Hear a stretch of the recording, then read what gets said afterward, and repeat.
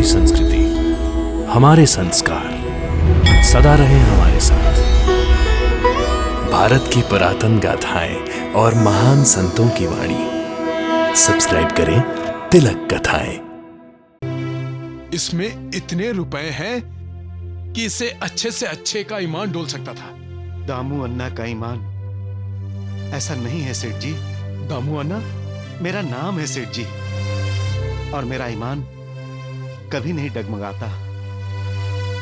मैंने साईं बाबा को वचन दिया है सेठ जी कि मैं हमेशा सच्चाई की राह पर चलूंगा, सच्चाई का साथ दूंगा और हमेशा सच बोलूंगा, और मैं हर हाल में अपने वचन का पालन करूंगा सेठ जी। बड़े दिलचस्प इंसान हो। ये लो। सेठ जी, मैंने किसी बख्शीश की लालच में आपकी पोटली आपको लाकर नहीं दी।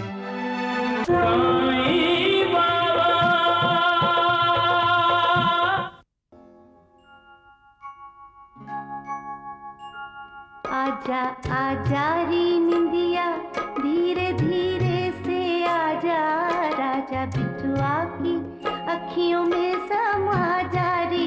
आजा निंदिया, आजा आजा री निंदिया, धीरे धीरे से आजा, राजा बिटुआ की अखियों में समा जा रे। आजा निंदिया।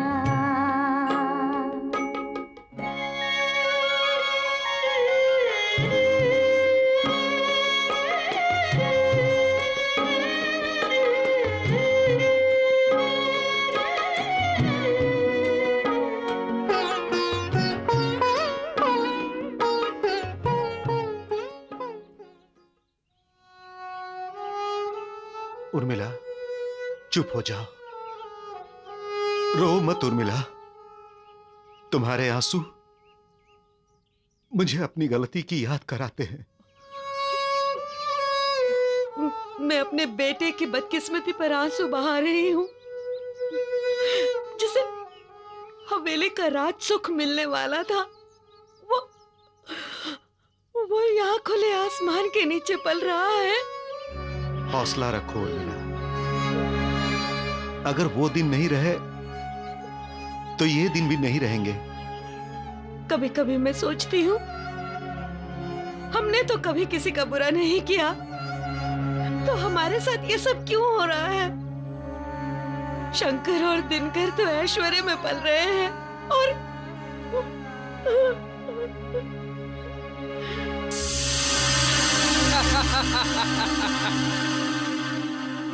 इस तरह लाखों रुपए बिना चिट्ठी, रसीद और लिखा पढ़ी के आते रहे ना धर्मानंद, तो मैं ये दुनिया तो क्या, दुनिया के मालिक को भी खरीद लूंगा।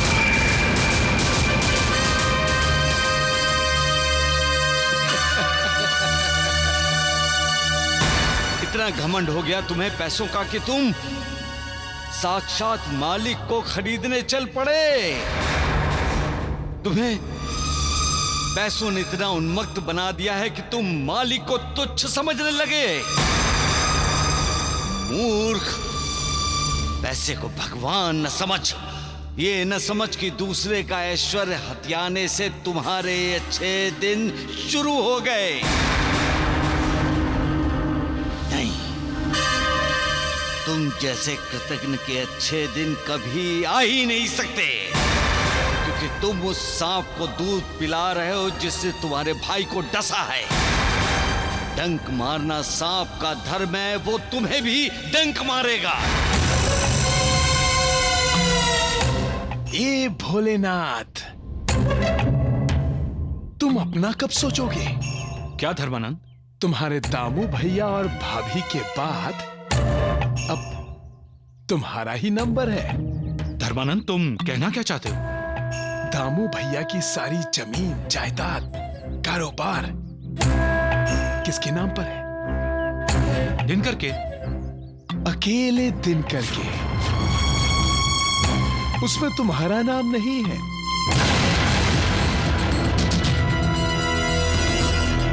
जरा सोचो शंकर, तुम भी दामू भैया की तरह हवेली की सीढ़ियां चढ़ते हुए ऊपर आ रहे हो। और ये रहा तुम्हारा सामान।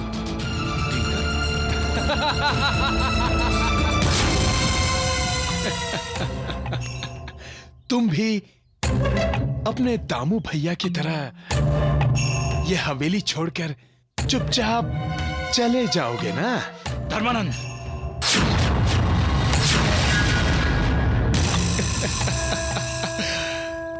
अब दोनों बिल्लियां आपस में लड़ेंगी और ये बंदर न्यायाधीश बनकर मलाई खाएगा। वाह प्रभु वाह, वाह मेरे मालिक, कैसा इंसान बनाया है तूने, जो दूसरों का घर जलाकर अपना घर बसाना चाहता है, जो दूसरों के दुख में अपना सुख ढूंढता है और जो दूसरों को तकलीफ देकर जिसे खुशी मिलती है। वाह प्रभु वाह।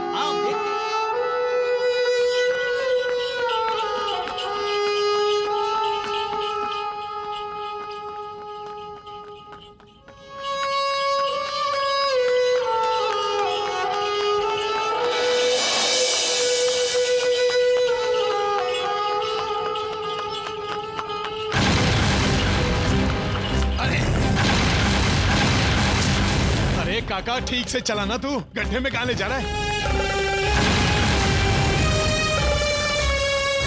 अरे अरे सेठ जी, ए सेठ जी, अरे अरे तांगे वाले, अरे अरे रुको, देखो ये तुम्हारा क्या गिर गया है। अरे रुको तो।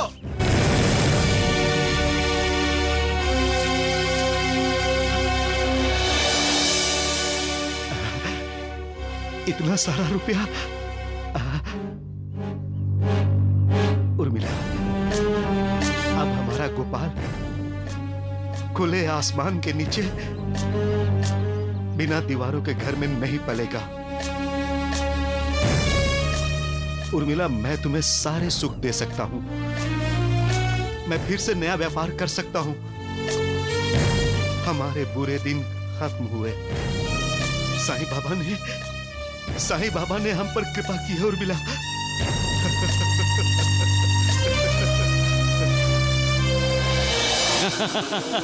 पैसा और पैसा, पैसा पैसा पैसा, पैसा हर किसी की बुद्धि भ्रष्ट कर देता है।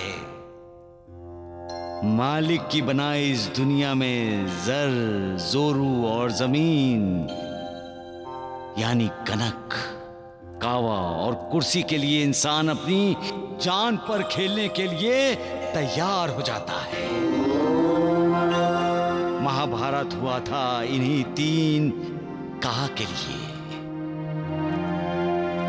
बड़े बड़े बुद्धिमान और सन्यासी तक इस माया जाल में फंस जाते हैं।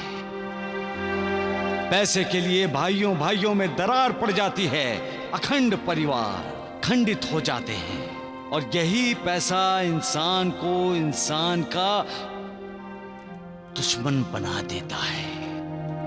यही नहीं, पैसा निर्धन हो या धनी किसी को भी अपराध करने पर विवश कर देता है। पैसे के लिए इंसान शैतानियत पर उतर आता है। हमेशा सच्चाई के रास्ते पर चलने वाला इंसान भी पैसे की वजह से रास्ता भटक जाता है और सच्चाई का साथ छोड़ देता है।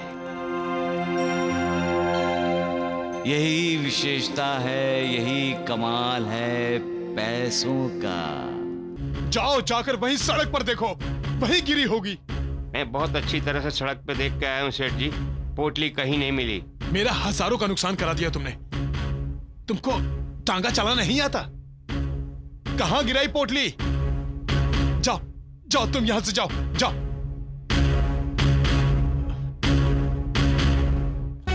सेठ जी, मैंने कहा ना जाओ यहां से। मैं तुम्हारी सूरत भी नहीं देखना चाहता, जाओ। लेकिन सेठ जी, मैंने कहा ना। कौन हो तुम? मैंने कहा ना, मैं कोई दान धर्म नहीं करता। जाओ यहां से, जाओ।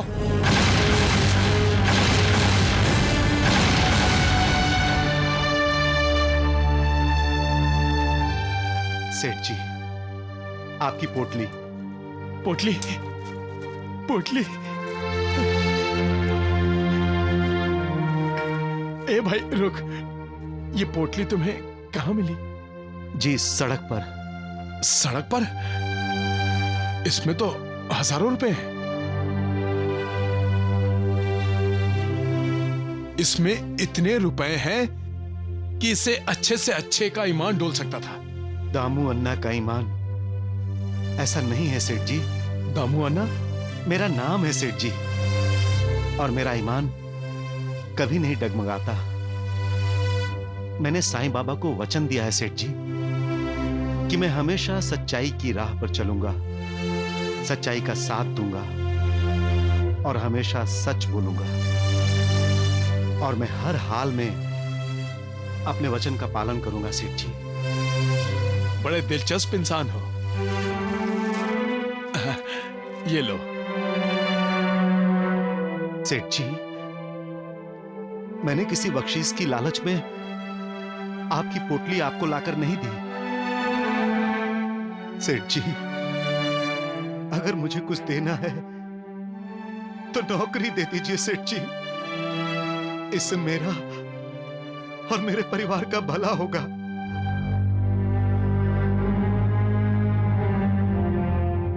आदमी तो ईमानदार है, मेहनती भी है। ठीक है, तुम कल से काम पर आ जाओ।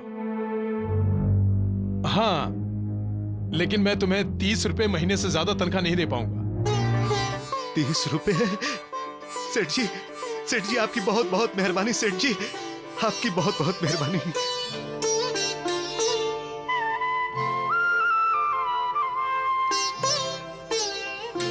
ओम जय साईनाथ, जय साईनाथ।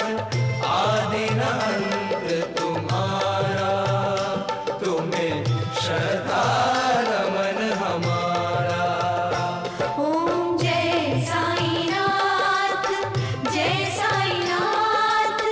आदि अनंत तुम्हारा, तुम्हें श्रद्धा नमन हमारा। धरती पर रहकर प्रभु तुमने तन अंबर तक विस्तारा। ओम जय साईनाथ, जय साईनाथ। आदि अनंत तुम्हारा, तुम्हें श्रद्धा नमन हमारा। साईनाथ महाराज की जय।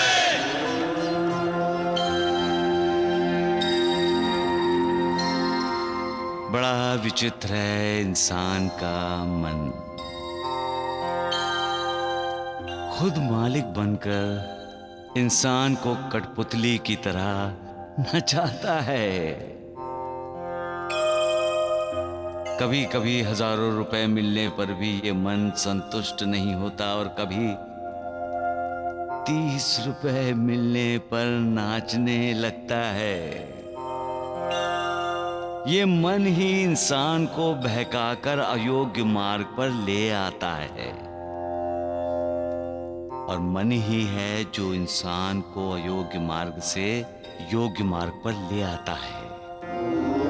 बड़ों ने कहा है, अगर निर्मल नहीं है मन तो व्यर्थ है उजला तन।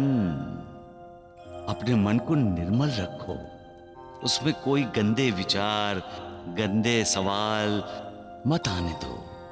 उसे हमेशा मालिक की भक्ति में लगा दो। तब तुम जान जाओगे कि निर्मल साफ मन मालिक का दर्पण है, आईना है।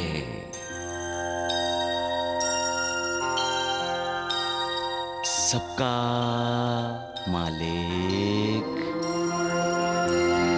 एक। उर्मिला, उर्मिला, आ गए? क्यों मेरे नाम का जाप कर रहे हो जी?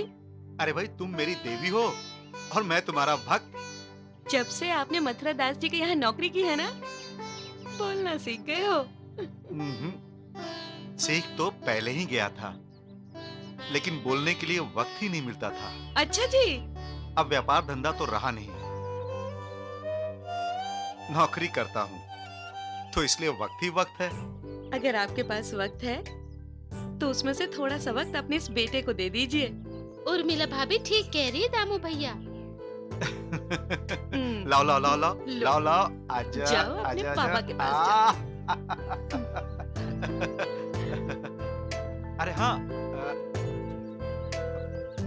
ये लो। अरे अरे क्या हुआ? उलुलुलुलुलु।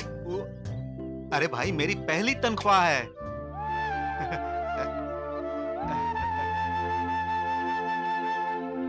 सैकड़ों हजारों रुपए लोगों को देने वाले दामू अन्ना आज 30 रुपए में अपनी घर गृहस्थी चला रहे हैं। वक्त वक्त की बात है।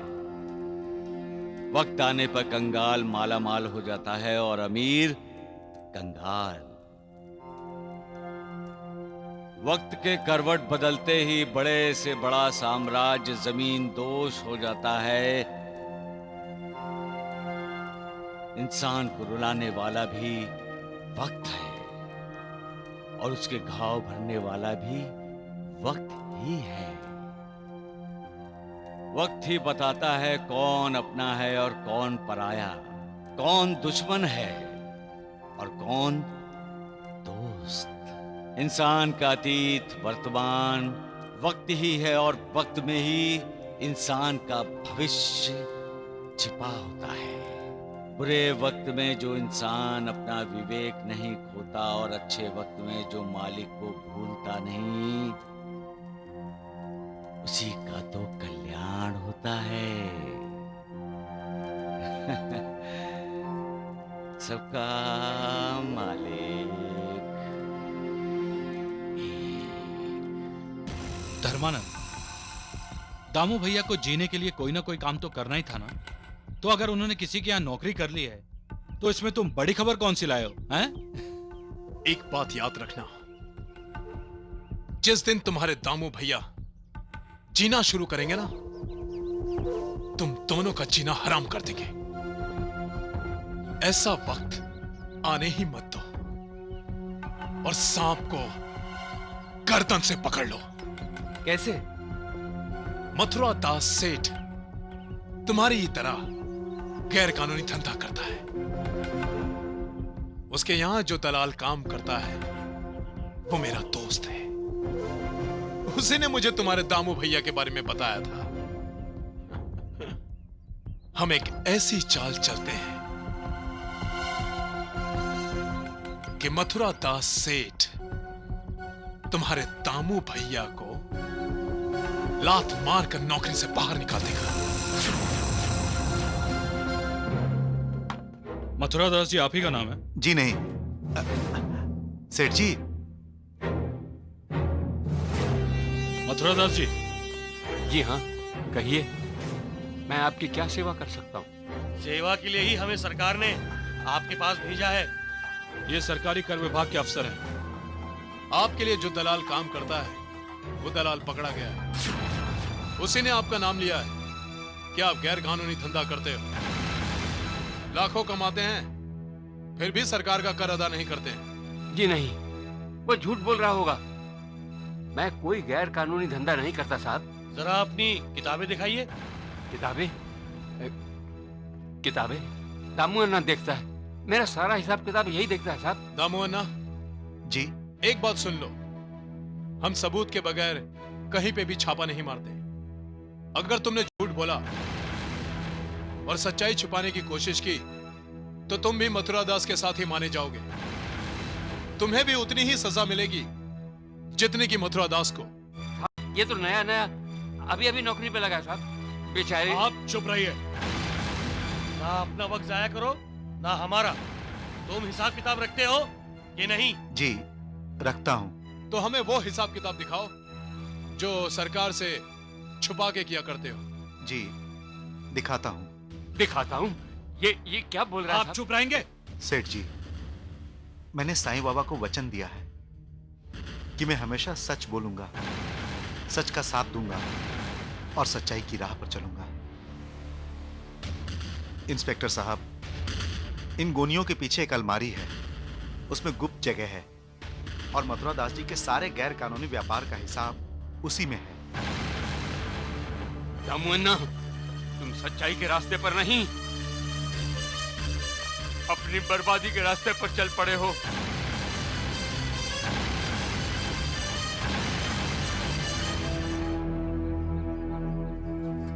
बेटा देखो, आपके पिताजी आ गए। अच्छा किया आज आप जल्दी आ गए।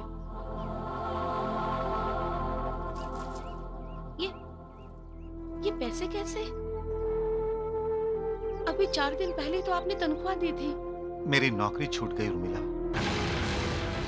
जितने दिन काम किया है ये उसकी तनख्वाह है। लेकिन नौकरी क्यों?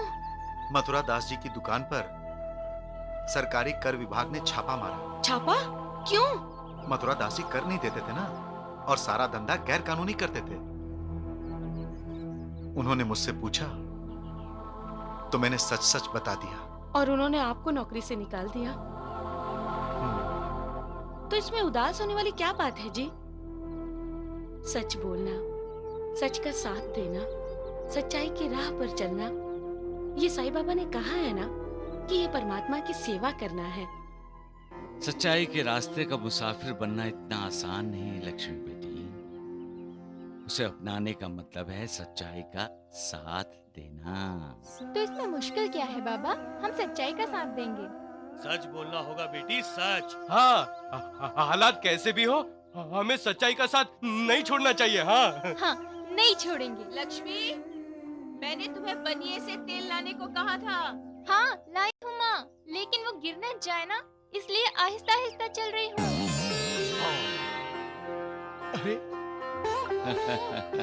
अब समझ में आया लक्ष्मी, सच का साथ देना कितना मुश्किल होता है। लक्ष्मी बेटी, सच हर पल परीक्षा लेता रहता है।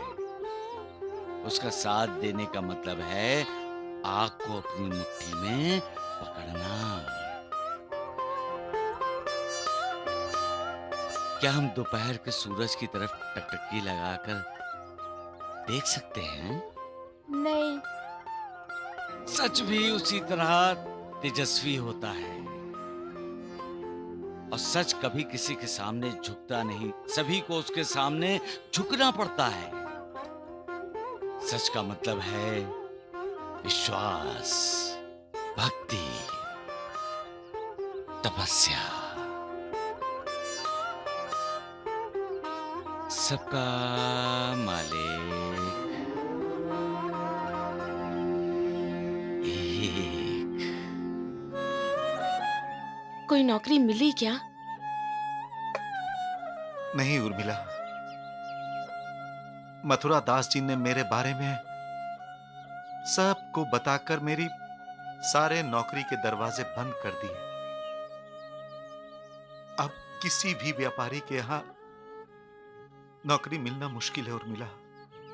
कोई बात नहीं, हौसला रखिए, नौकरी मिल जाएगी। इसी उम्मीद के सहारे जी रहा हूं उर्मिला, लेकिन उम्मीद से पेट नहीं भरता। उसके लिए पैसे चाहिए, पैसे। दामू भैया, जल्द ही यहाँ से कुछ दूर सड़क बनने का काम शुरू होने वाला है। उन्हें पत्थर तोड़ने के लिए मजदूर लगेंगे। मेरी मानो तो ये अच्छा मौका है, इसे हाथ से जाने मत दो। उर्मिला, राधा बहन का जरूर पिछले जन्म का हमारा कोई संबंध है। अरे भाई, तभी तो इस जन्म में हमारा इतना ख्याल रखती है। क्या मतलब? आप पत्थर तोड़ने का काम करेंगे? सोच रहा हूं, पैसा कमाने का ये मौका हाथ से नहीं जाने देना चाहिए।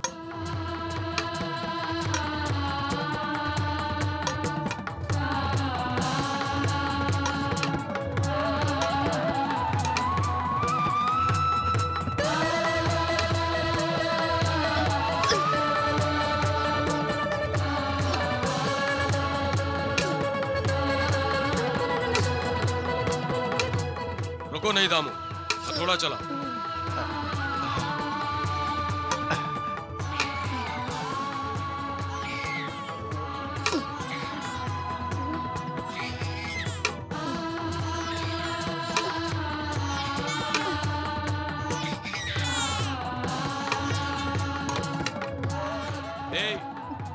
थोड़ा चलाओ, काम करो काम, पत्थर तोड़ो चलो।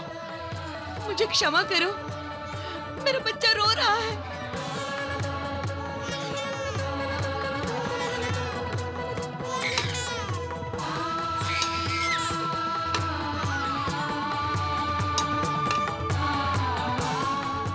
दामू, तुम्हारी बीवी का ध्यान काम से ज्यादा बच्चे पर रहता है। काम तो पूरा करती नहीं, मजदूरी पूरी लेती है। कल से यहाँ उसके लिए कोई काम नहीं है, समझे? माँ, खुद का आंसू पीकर अपनी संतान के होठों पर मुस्कान देखना चाहती है। खुद भूखी प्यासी रहकर अपने बच्चों की भूख प्यास जो मिटाती है वो माँ है। माँ खुद रात रात जागती है लेकिन अपने बच्चों को नींद की रजाई पहनाकर सुलाती है। जो दुर्गा बनकर अपने बच्चों की रक्षा करती है वो माँ है। परी बनकर अपने बच्चों को सपनों के राजमहल में जो ले जाती है वो माँ है। माँ बच्चे पर संस्कार करती है, उसकी परवरिश करते हुए हर दुख सहन करती है। खुद अपमान सहेगी लेकिन अपने बच्चे को सम्मान मिलते देख खुश होगी। वो माँ है। माँ अपनी जरूरतें भूलकर जो अपने बच्चों की जरूरतें पूरी करने के लिए रात दिन एक कर देती है, अपने बच्चों को सुखी देखकर अपना दुख भूल जाती है।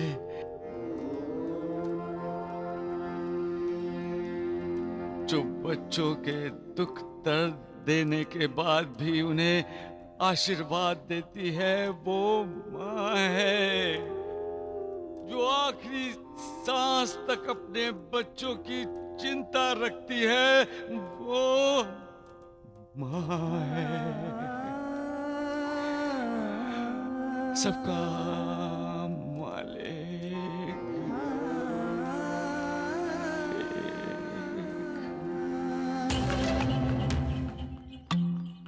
अपने भाइयों को इन कीमती कपड़ों और जेवरों में देखकर दामू भैया पर क्या गुजरेगी जानते हो? पत्थर तोड़ते तोड़ते उठकर खड़े हो जाएंगे और हथौड़ा हाथ से पांव पर जा गिरेगा और चिल्लाएंगे, उर्मिला देखो तो कौन आया है। लेकिन तुम्हारी खबर तो सच है ना कि भैया के पास कोई नौकरी नहीं है? और दामू भैया किसी सड़क पर पत्थर तोड़ने की मजदूरी कर रहे?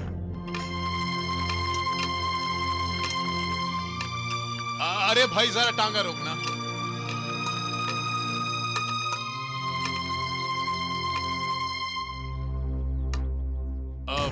सुनो भाई,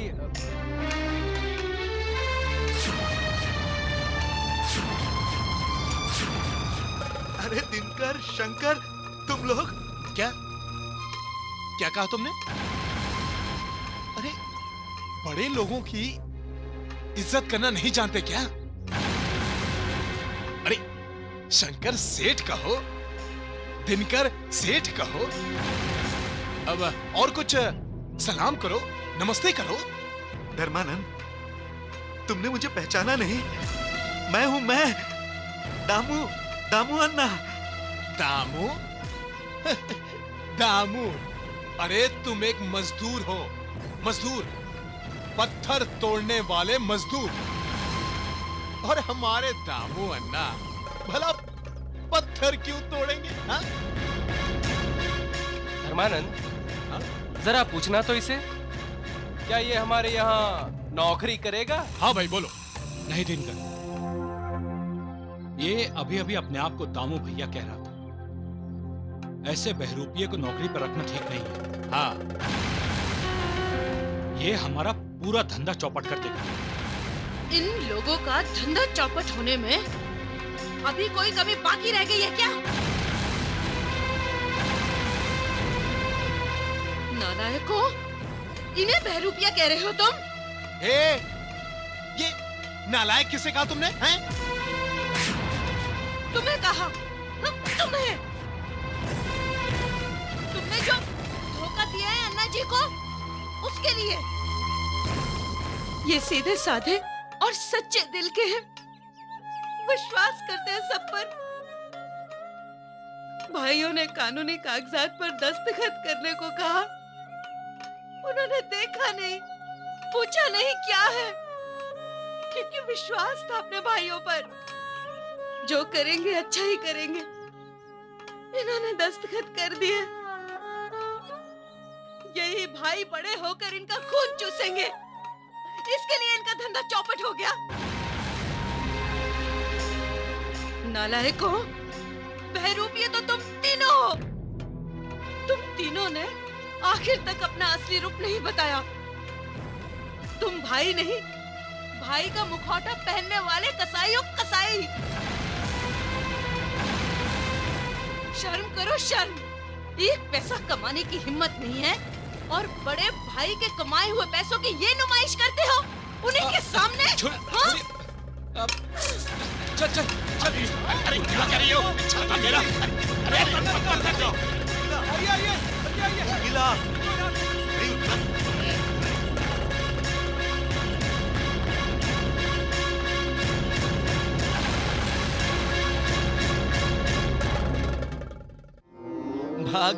भाग गए। महिषासुर मर्दनी के तेवर देखकर धुन दबाकर भाग गए। आप किसके बारे में कह रहे हैं बाबा? कौन भाग गया है साईनाथ? राक्षस। राक्षस? कौन राक्षस? स्वार्थ, नफरत, कुटिलता, साजिश, निर्दयता, सब भाग गए। बच गए दिनकर, हम बच गए। आज पहली बार मैंने भाभी का ये भयंकर रूप देखा है। अरे पूरी चंडिका माई का रूप लग रही थी। भगवान का लाख लाख शुक्र है बच तो गए। रुको! हमने क्या बिगाड़ा है? कौन? उतरो नीचे। अरे भाई तुम्हें क्या चाहिए? नीचे उतरो, नहीं तो काट दूंगा। ये कौन लोग हैं? उतर जाओ नीचे। उतरो नीचे। अपने जेवर उतार दो। अरे उतार। नहीं उतारो। अरे कपड़े निकालो। उतारो कपड़े। अरे उतारो उतारो उतारो कपड़े। ये लो, तुम्हें उतारो। ये भी निकालो। उतारो। जल्दी करो, जल्दी जल्दी। ये भी लो। ले लो। ये भी निकालो। अरे नहीं, निकालो ये भी।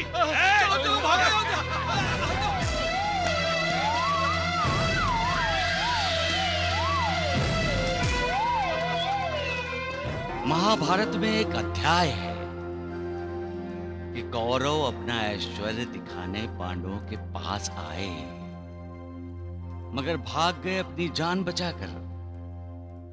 वही अध्याय इस कलयुग में दोहराया गया। अपने भाई का अपमान करने आए थे, खुद अपमानित होकर जाना पड़ा। जो मालिक का संकेत समझते हैं वो अपने किए पर पछताते हैं, माफी मांगते हैं, और जो संकेत नहीं समझते, शकुनी मामा पर भरोसा करते हैं, वो तबाह हो जाते हैं, बर्बाद हो जाते हैं।